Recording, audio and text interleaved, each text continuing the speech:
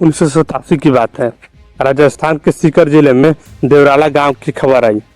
इस खबर में पूरे देश में हंगामा मचा दिया। दरअसल हम बात कर रहे हैं रूप कमर केस के, जो हमारे देश में सती होने का आखिरी रिपोर्टेड मामला है। रूप कमर केस की शादी 1987 में हुई थी। माल सिंह नामक शख्स से हुई थी। शादी के करीबन 8 महीने बाद ही माल सिंह की मौत हो गई। अपने पति के अंतिम संस्कार के दिन रूप कमर दुल्हन की तरह सज के सती होने के लिए तैयार थी। रूप पे सती होने के लिए खबर गांव में जंगल की आग की तरफ फैलने लगा और देखते ही देखते हजारों को भीड़ वहां पर जमा हो गई। हजारों की भीड़ के बीच मात्र 18 साल की एक लड़की अपने पति की डेड बॉडी के साथ जला दी गई। वहां पर मौजूद लोगों में किसी ने भी इसे रोकने की कोशिश नहीं करी। कुछ मीडिया रिपोर्ट्स के मुताबिक गांव वालों को कहना था कि सती होना रूप का निजी फैसला था, पर आज हादसे के 36 साल बाद इस बात की पुष्टि करना लगभग नामुमकिन है। ऐसा इसलिए कि क्योंकि बात सती होने तक का खत्म नहीं है। इस घटना का जबरदस्त महिमा मंडन किया गया और जहां रूप अपने पति की चिता के साथ जलाई गई, वहां एक स्थानीय मंदिर भी बना दिया गया। कुछ दिनों बाद तकरीबन 2 लाख लोगों की भीड़ इस मंदिर में पूजा करने के लिए इकट्ठा हो गई।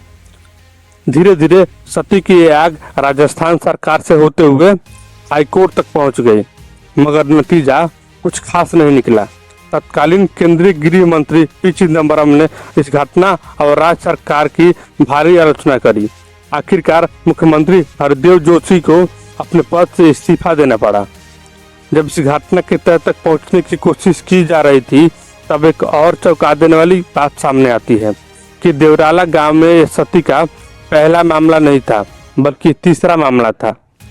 खैर, रूप कमर की घटना के बाद ही राजस्थान सरकार ने सती निषेध अधिनियम 1987 लागू किया। इस बीच भारत में 1947 से लेकर 1987 तक सती होने आए इसके लिए प्रयास करने के 28 मामले दर्ज किए गए। रूप कमर मामले को आखिरी सती होने का केस माना जाता है। हालांकि इसके बाद भी करीबन 24 ऐसे मामले देखे गए जहां सती होने की कोशिश की गई और पुलिस आखिरी वक्त पर आकर रोकने में कामयाब रही। कामयाबी के बावजूद हैरानी की बात यह है कि आज 21वीं सदी में भी कहीं ना कहीं इसके निशान देखने को मिलते हैं।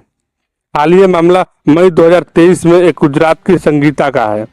संगीता ने साबरमती नदी में कूदकर आत्महत्या कर ली और अपने सुसाइड नोट में कारणों का खुलासा किया। सुसाइड नोट में लिखा था कि उसके ससुराल वाले सती होने के लिए उस पर लगातार दबाव डाल रहे थे। इसके संगीता की कहानी बयां कर रही है कि किस तरह आज भी सती प्रथा के धुंधली छाप हमारे समाज में मौजूद है। लिहाजा आज के इस वीडियो में हम यही जानेंगे कि यह सती प्रथा क्या है, इसकी शुरुआत कहां से हुई और किस तरह इसे भारत में खत्म किया गया। तो आइए शुरू करते हैं।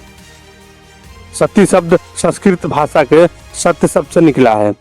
इसका मतलब होता है वफादार और सच्ची पत्नी। इसका तकनीकी मतलब सहगमन या संवरना भी है।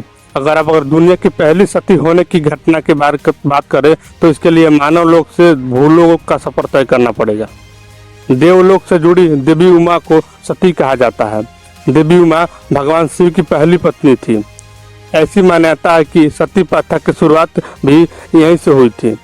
माना जाता है कि माता उमा के पिता प्रजापति दक्ष ने जब उनके पति भगवान शिव को काफी ज्यादा अपमानित किया तो माता उमा ने अपनी योगिक शक्तियों से आग उत्पन्न करके खुद को आग के हवाले कर दिया।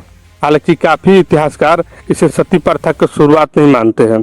सती प्रथा के अनुसार कोई भी महिला सती तब होती है जब उसके पति की मौत हो जाती है। बात करते सती प्रथा की धार्मिक स्वीकृति की तो सबसे प्राचीन वेद यानी ऋग्वेद सती प्रथा का कहीं भी जिक्र नहीं मिलता है, मगर ऋग्वेद में एक श्लोक इतिहासकारों के बीच काफी चर्चा का विषय बन गया है। इस श्लोक के मुताबिक विधवा को अपने जीवन में अग्र यानी आगे बढ़ने की कहा गया है। हालांकि मध्यकाल में कुछ पुजारियों द्वारा इस श्लोक के अंतिम शब्द अग्रे की व्याख्या अग्नि यानी आग के रूप में की गई है और सती प्रथा को एक वैदिक प्रथा दिखाने की कोशिश की गई, मगर मैक्स मूलर ने इस गलत व्याख्या का खुलासा कर दिया। इसी तरह अथर्ववेद के श्लोक नंबर 18.3.1 में अपने पति की दुनिया को चुनना वाक्यांशकार कुछ जानकारों ने सती प्रथा से जोड़ा है, मगर इसका सती प्रथा से किसी भी तरह का सीधा संबंध नहीं पाया गया है।